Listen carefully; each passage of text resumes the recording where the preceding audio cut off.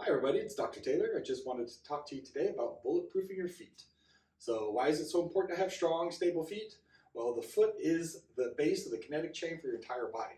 It's when we're upright, it's the only thing that's actually connected to the ground. So if we don't have stable feet, the rest of the body isn't going to be stable. Okay?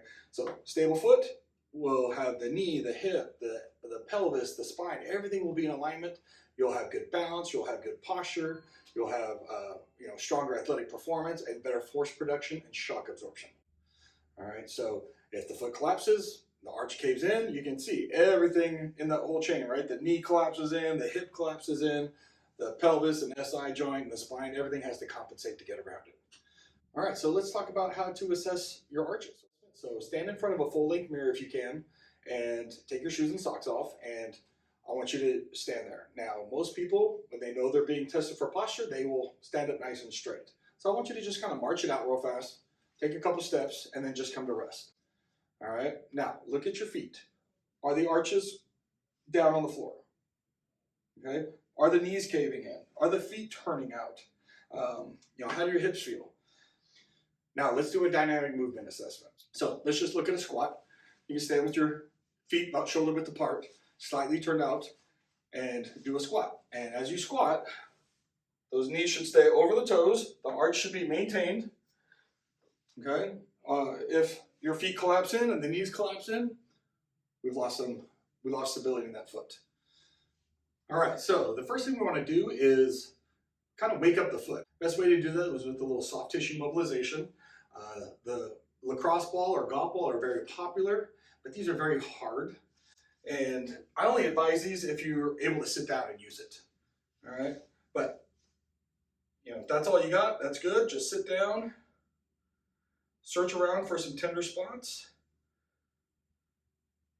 I have a bad ankle here. I've got some pins and screws in here from a motorcycle accident. So you can see this ankle is real swollen and real nasty. So I work on this one a lot. But I almost have full range of motion when I mobilize this before my workouts. So you can see I'm kind of going along the inside arch. That's the medial arch. You can go along the outside arch, go along the ball of the foot. I'm not just working on muscles, I'm getting all the joints, right? There's 26 bones, 33 joints, and 29 muscles in the foot. And I'm mobilizing all those joints, I'm mobilizing those bones, I'm getting trigger points out of those muscles. So it's really important to do this first. You'd be amazed how this actually helps your ankle range of motion as well. Now, when you find a tender spot, I want you to just stay on there, okay? Those tender spots are trigger points. They're usually areas of high tension, which means it's trapping in lactic acid, and it's gonna make it tender. So you stay on there for about 30 seconds on each spot, or until the pain goes away, all right? You'll feel the changes being made. But the bad thing is don't do this where you're just rolling all over the place, okay? Find those tender spots, stay on them until the pain goes away, and you'll be good. Now, lacrosse ball is great. And I used to be like, the more it hurts, the better it is. It's just not the case. I love the racquetball. It's a little smaller, it's a little more specific, but the good thing about this is I can stand on it and I can get some good pressure. Okay? So again, there's a lot of joints in there. That foot is actually supposed to be a little mobile, right? So it's designed to adapt to different terrains. So if I'm walking on rocks or sand or like an uneven grassy surface, those bones in the foot need to adapt in order to keep the whole thing stable. Think of like a four-wheel drive vehicle with independent axles, right? It creates stability because all the wheels are on the ground, but they need to be able to move independently. So that's why I like the racquetball, because I can actually put all my weight on there when I find a tender spot, and it doesn't hurt so much. And then I'll even practice walking over it and then stepping back. All right, so after you've mobilized the foot and mobilized the joint and got those muscles all woken back up, it's time to rediscover your foot. These are going to be difficult, okay? You have not moved these feet in this way in a long, long time, so be patient at it, but once you get it, you got it. So the first exercise is actually called yoga toes.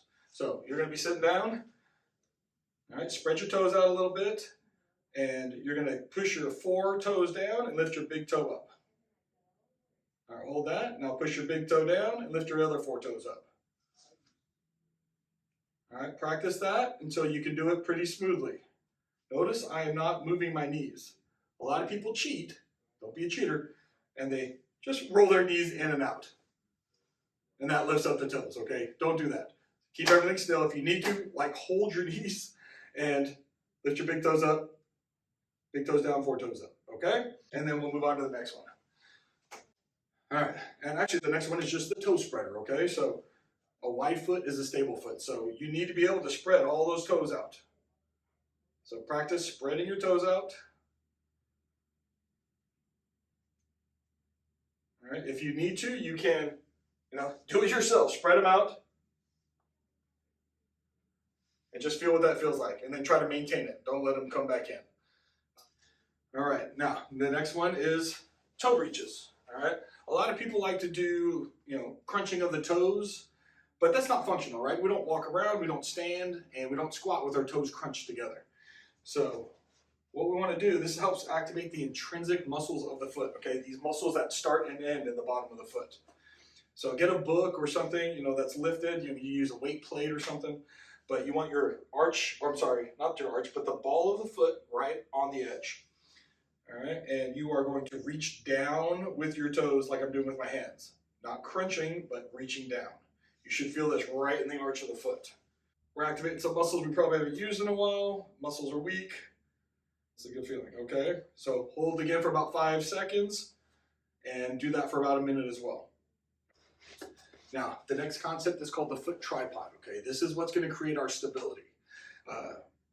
The foot tripod would be the base of the big toe, the base of the pinky, and the heel. Those are the 3 points of contact. We want those always in contact with the ground at any time, okay? So we can practice that by pushing our toes down, not crunching them, okay? So that's why the toe reaches feed right into this. So do the same thing you did with the toe reaches, and then try to draw your arch and your toes back together. So in my foot, I'm pushing down and I'm pulling together. Let me show it from the side. So here, pressing down and contracting, okay? Practice this seated. We will progress to standing, then we'll progress to loaded positions. But for right now, that's what you're going to work on, okay? We've been practicing everything seated, okay? You probably had some cramping, but hopefully those muscles are feeling stronger. I would practice those for about a week or so. And then you can move into the standing stuff, okay? So one of the other ways to strengthen the foot, we call it line of gravity. So as you're standing up, I want you to lean forward, and in order to not fall forward, I want you to press those toes even harder into the ground. And then we'll come back. All right, now I forgot, start with your foot tripod. So you're standing there, create your foot tripod, lean forward. You can call this Michael Jackson. Oh, I lost it. So pushing down with the toes and lean forward. And then you can lean back. Okay? And when you lean back, instead of pulling your toes up, which a lot of people do, I want you to reach down and try to grab the ground with that floor and pull yourself back. So we'll lean forward, lean back. Going forward and lean back. All right, and that's something you can kind of practice a little bit. You can do it subtly. Like if you're standing in line at the grocery store, do it anytime you want, okay? This doesn't have to be like 5 minutes a day. Try to take these things into everyday life. So next exercise, single leg stand, okay?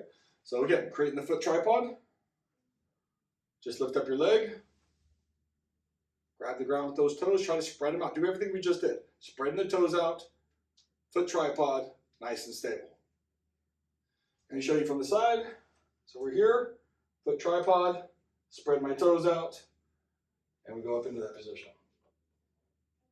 Now, try to do this for about 30 seconds to 45 seconds. When this becomes too easy, we can actually go into kind of some moving positions.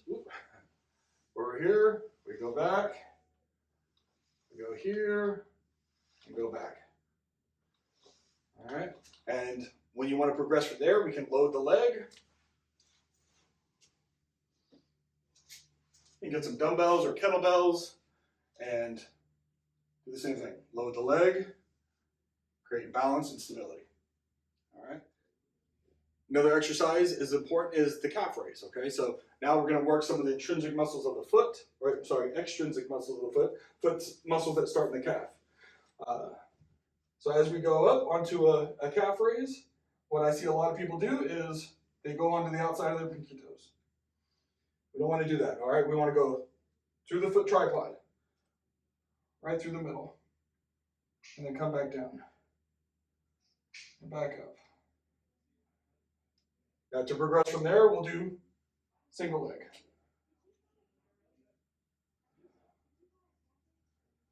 All right, and after you've developed some strength in the foot and you get that feeling for the foot tripod, then you can take it into more dynamic movement like jump roping. All right, most of my jump ropers, they do the same thing as the calf raise. You'll see them jumping out like this. We want to make sure we're here. Okay, and the other thing we don't want to see is every time you jump, those knees cave in. It's actually hard for me to do it wrong, but we don't want to see this. Knees stay centered. Everything's good, okay? All right, everybody. Well, that's the end of the lesson, okay? You have all the tools you need in order to keep your stable foot, all right? It's your job now to strengthen the foot, and that just means loading it. You know, get some heavy weights in the squat. I would actually weight up the lunge pattern quite a bit. Practice your jump roping, making sure you're pushing off the big toe and the pinky toe, and not just the outside of the foot. And, you know, just slowly ramp yourself up, okay? You know, if you go out and run and you're, you know, used to run on the outside of your feet, it's going to be a big rude awakening in the morning if you run the same amount of mileage and now you're running off both toes. So slowly ramp back up into it, build up those tissue tolerances. You'll thank me in the morning.